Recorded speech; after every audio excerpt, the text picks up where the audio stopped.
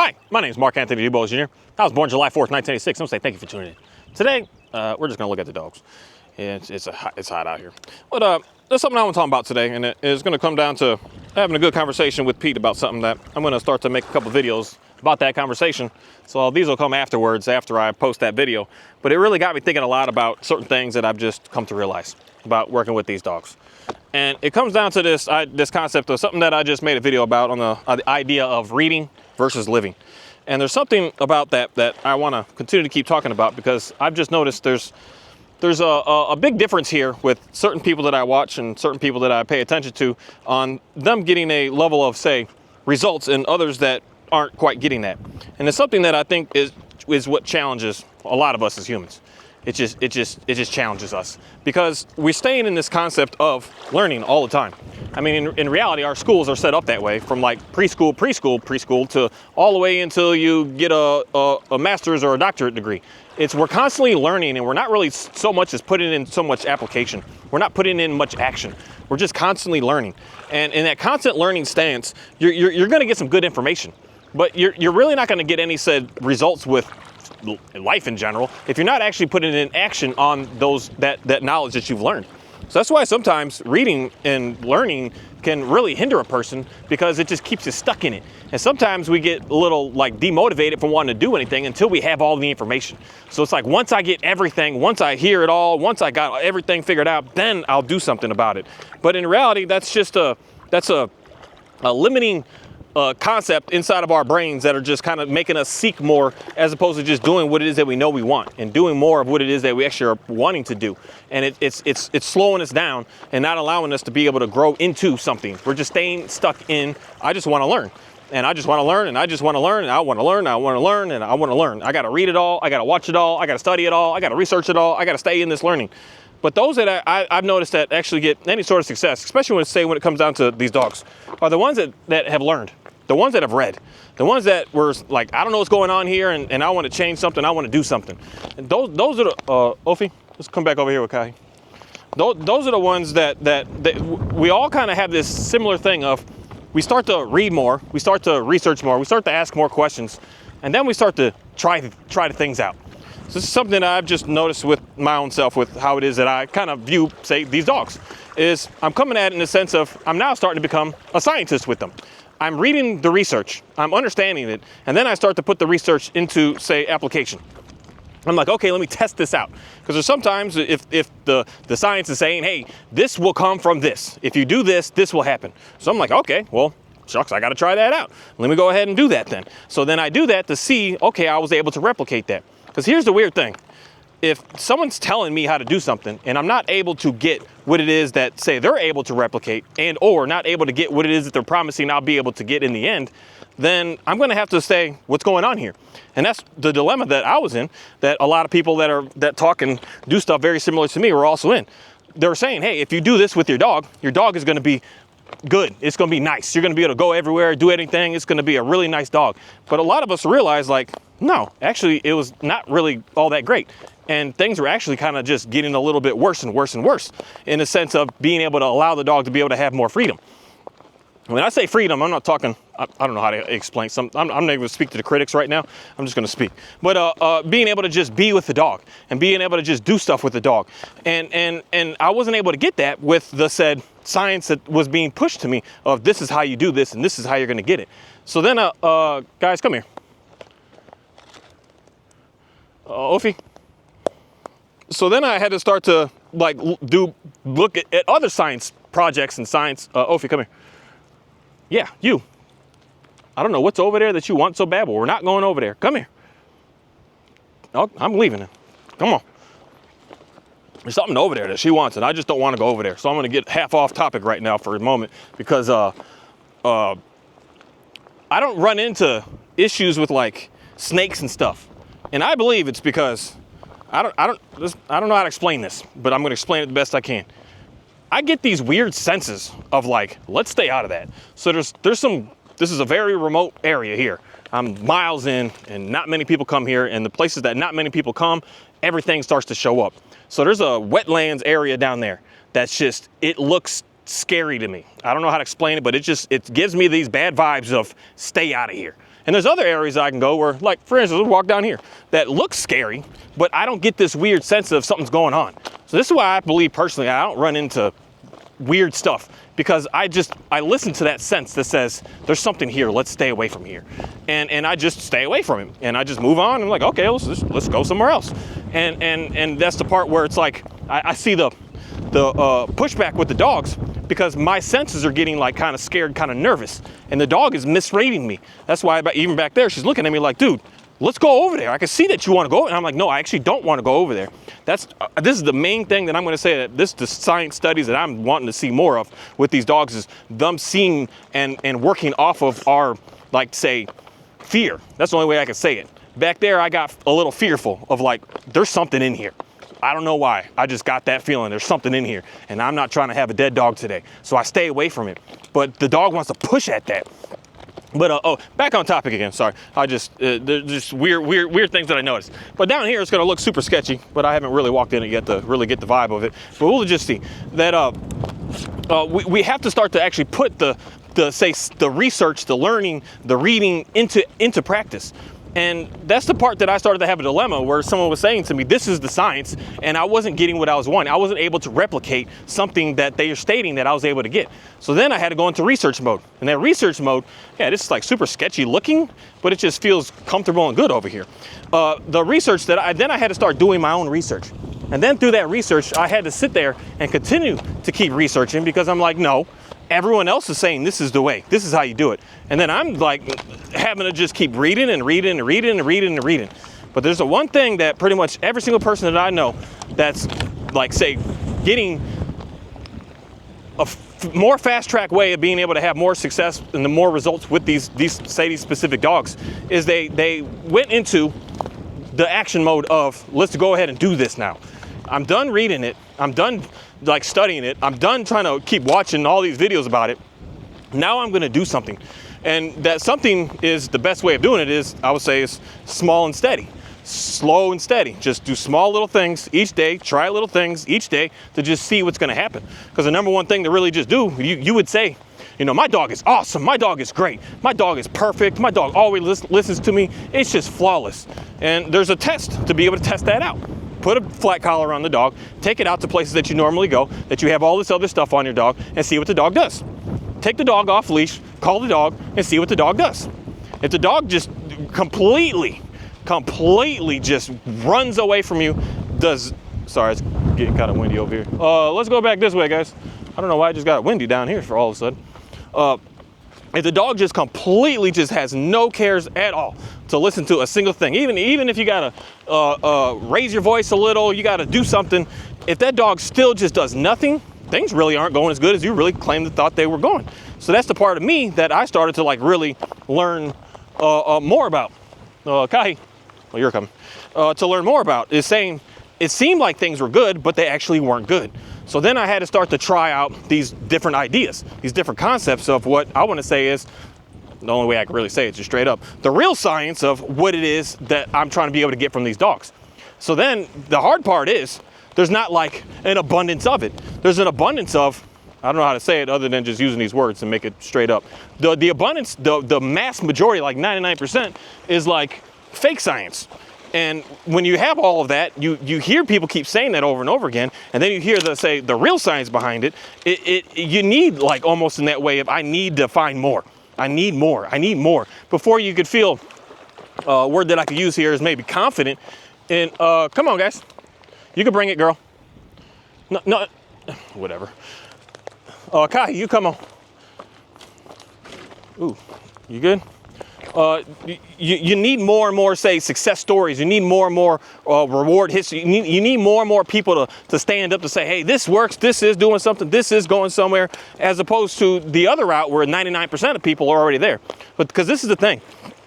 This is the big dilemma that I see a lot of people stumble into, is we're looking for more and more and more and more and more and more of these success stories. We're looking for more of it to give us that inspiration to even do that first small baby step, to even try anything. We're just like, that can't work. That's not going to work. That's not going to do anything. See, if it worked, you know, more people would be doing it. More people would be able to basically, like, say, show it off. More people would be able to just be able to have it out there for us to be able to see. But there's not. So you're digging and digging. And that's the part that I want to be able to say, fast track some people to just say, try out some small, simple things to see. Because it's a good word that there was, I can't remember his name. I think his name is Christian, that wrote a good comment on the idea of the baseline of the dog. What's the baseline? Where are we? And we all should be able to figure that out with where are we with that dog. Get that dog and put a regular buckle collar on that dog and put a leash on that dog, grab yourself and just go for a walk and see what that dog does. If you're used to, I've always had a slip leash, I've always had a prong, I've always had an e-collar, I've always had a this, I've always had a that, I've always had to do these things, just simply put that level of equipment on the dog, take the dog for a walk and see what the dog does. And then take the dog somewhere. Of course, I'm gonna go speak to the critics right now, but take the dog somewhere that you can off leash that dog and then see what that dog does.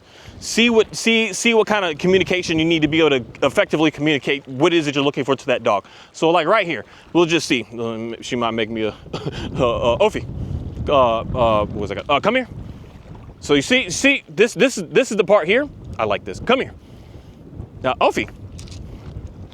This is the part here that personally, when I see how she functions, I still don't think this dog knows what it is I'm looking for.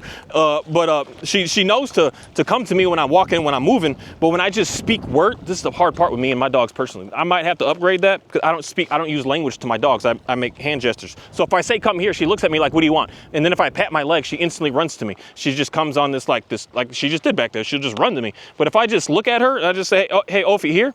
She just, not because we're already close enough, or I already moved my hand. But she understands what I want. But that's like a baseline of where am I with my dog? When my dog is out and about and doing something, so now she's almost like looking at it like it's a game.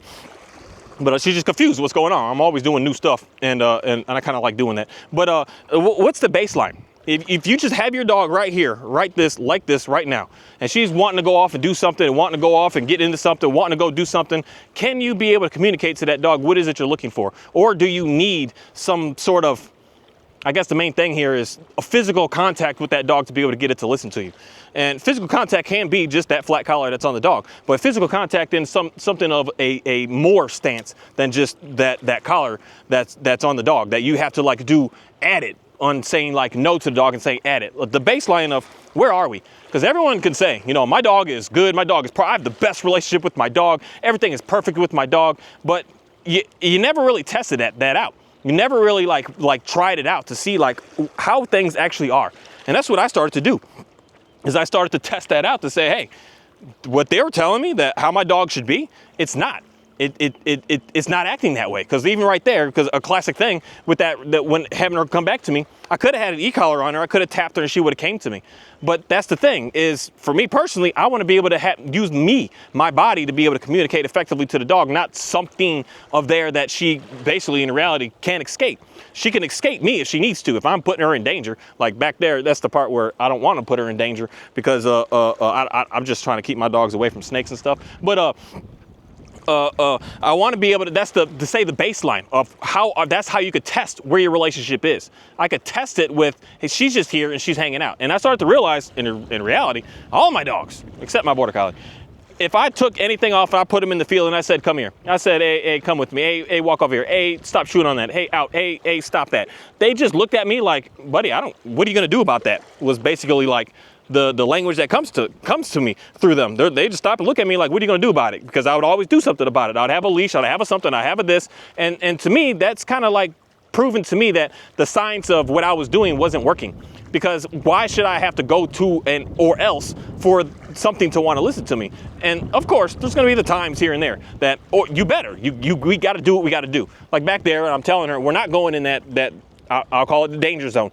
And I'm saying we're not doing that. I don't care if you want to, but I'm looking out for the best of the safety of our group right now. And you could put us all in danger if you do such a thing. So yes, I'm saying you're not getting the choice. I'm telling you to do this. But pretty much everything else is, for me personally, is just up for, she's going to do it, or they're both going to do it, because it's just what they want to do. They just decide, okay, well, he called me, so I guess I'll be there. And it's not something that comes from it being a level of you better, like the force side of it. And that's what I just started really noticing when I started playing with these dogs, is getting out of the research, getting out of the watching, getting out of the reading, and starting to do things. starting to test things, starting to challenge things that if it's not working, you got to challenge it. You can't just keep doing it. You got to do something different here. So I started to challenge what I was taught and what I was learning. And then I realized, yep, I am not getting what it is that I'm getting. And then I started to go into different things. But that's the thing, because there's not like the mainstream is how I speak about these dogs, then it's like, it's hard to actually want to go into it. It's hard to take those first steps into it. It's hard to ignore everything else and just try to actually go into it. It's really hard to do that because there's just not all that much people out there that are, oh, my stuff is great, oh, my stuff is good. But here's the big thing is, because this is the biggest stuff that I keep hearing nowadays, and more trainers are talking about, building a relationship with the dog. And how can you test? How do you find that baseline of how your relationship is with your dog? For me personally, it's the dog doing something that you don't want them to do and you being able to get them to get out of it. That's a baseline. And how are you able to do that? And do you need, well, that's it. I'm going to put into that. How are you able to do that? If you need anything extra, in my opinion, than just you, our relationship really isn't all that great that we think that it really is. And I believe that most people are living in an illusion with the good word is the superficial results of my dog looks good because I'm able to do this with them with this piece of equipment. My dog looks good because they're functioning because of this, not because they actually want to. They don't have any other choice but to. And that's the baseline that I'm seeing is I was realizing my dogs, the word I use here is that they was trash. They had zero cares to want to listen to just me. They only did it what was in the best interest of them for that moment. But if it wasn't, then they were just like, well, skip you, dude. I'm going to go just do whatever the heck I want to do. And that's the part where for me, I'm still challenging this concept with us being scared of something and the dog still kind of wanting to do it and then them misreading and misrepresenting us.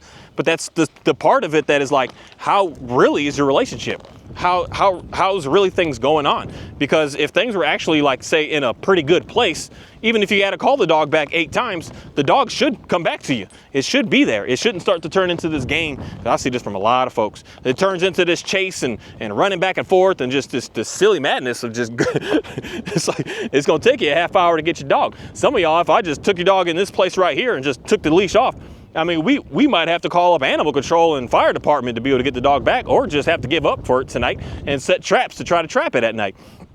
And that's, I'm not going over there. I don't care if you go get the fish, you can go get it and bring it over here. I just don't want to go because it's windy right now. We'll go over there later. Come here. Sorry, I'm just being really picky with them right now, and they're not used to me barking orders at them all the time. I kind of feel bad for that a little bit. But then that's me. That's how I am. I'm not a, how do I say it? A drill sergeant. I just like to be able to just freely be and freely move. I don't want to have to keep barking orders and say, you better this, and you got to this, and you got to stand like this, you got to be here like this, you got to do it like this, you got to be like that. But at the same time, if I need to, I should be able to do that. Like even right back there, if I need to, I know where they're going. They want to go get a fish bone back there. It's a nice, good, big size one. And it's a little bit further than what they're, how do I say this? That they feel comfortable leaving my side. They only go so far. They'll go far from me, but they only go so far. And that so far is basically when I start to disappear from them. And going over that hump over there, I start to disappear from them. So even if I wanted to, I said, come here because I said so. They should still do that regardless of if I'm more, the best word with it is more permissive, that I don't really care. I don't need you to function and be perfect and be on that. But if I did need it, you still should be able to do it. That's where I want to say is coming up with like the baseline of where are we? And I noticed just personally my dogs that they weren't working. So that's why I started to research. But through that research, I had to go to the point that now I have to start to put this in, I have to put action in. And I start to put small doses of action. Kahi?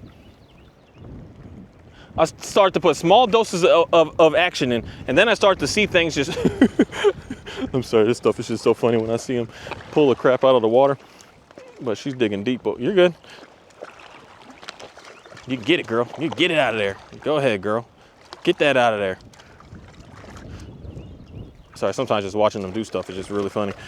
But I had to start to just put small steps, small stages every single day in to just start to see that my dogs are starting to change in the way that I was actually like wanting and looking and desiring.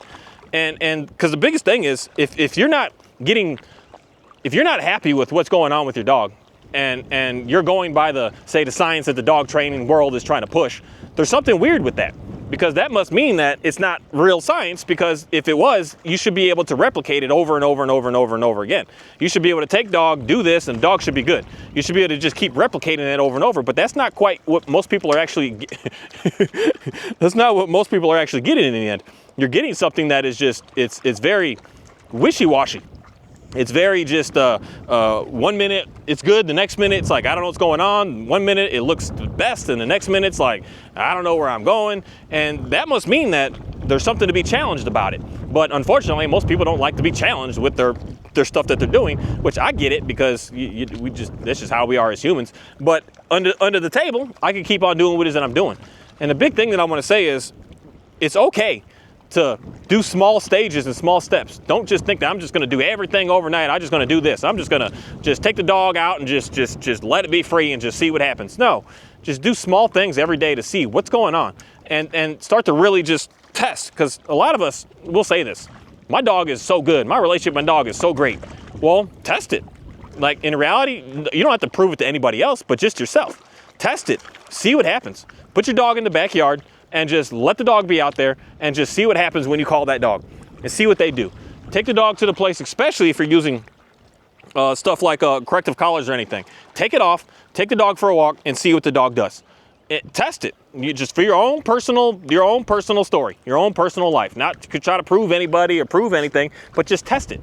And if you're not getting the said results that you thought you were going to be able to get, such as something that I always heard in dog training school is, the tools fade away and they're gone after a while. But people have dogs that are puppies and raise them up and they're 2 years old, and the tools don't fade away, and it's mandatory to have it, or the dog just acts like an absolute fool. So that must mean that there's some science to be challenged, and something that is missing, that we need to start to go back to research learning mode for a little bit to figure out what's missing. And then once you get into finding out some more information about what's missing, now start to put it into application. And don't try to run away from it just because there's only 5 people in the world that are doing it. Know that there are a lot more people, just not everyone is online doing what it is that they're doing. But there's just certain things that there's some of us out here that are trying to be able to bring more and more information to people to be able to have what it is that you're actually looking for. Thank you. Oh, you didn't get it, girl? You can keep working at it. You go get that thing out of that water.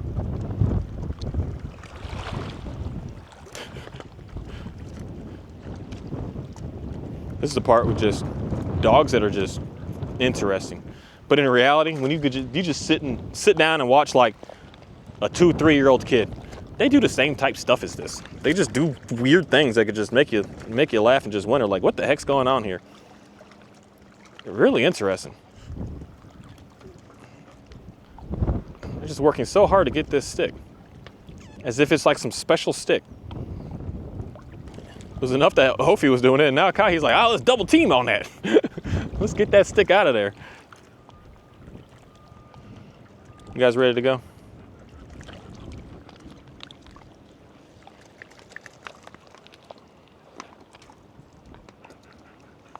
You got some dirt on your nose.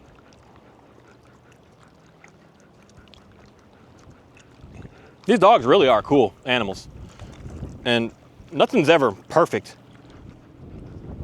Nothing's ever just flawless, but it's a matter of being able to do what it is that you actually want to be able to do with them. And that's something that I think most people are struggling with. You're not actually able to do what you want.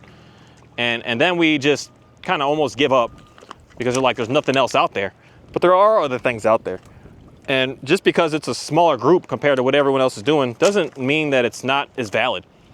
And I get it. I know we need to keep on researching and keep learning and keep studying, but sometimes the best thing to do is just try it out as fast as possible, and start working in a different way as fast as possible, and stop trying to like find that one success story that you're finally like, okay, now this is what I want. Now this is going to go somewhere because that person said it. Now it's good.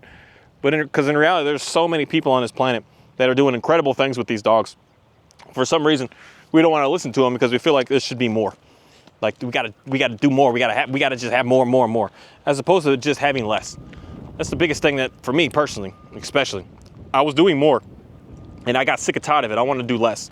The stuff was telling me that I did more up front, and then it would be less in the end. And I was realizing that actually wasn't happening.